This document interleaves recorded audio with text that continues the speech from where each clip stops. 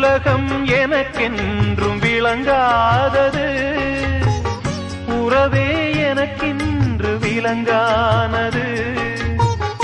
அடடா முந்தானை சிறையானது, இதுவே என் வாழ்வில் முறையானது.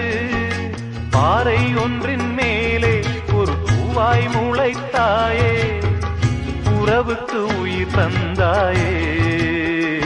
நானே எனக்கு நண்பன் இல்லையே, உன்னால் ஒரு சொந்தம் வந்ததே. என்னைத்தானே தஞ்சம் என்று நம்பி வந்தாய் மானே, உயிர் பூவெடுத்து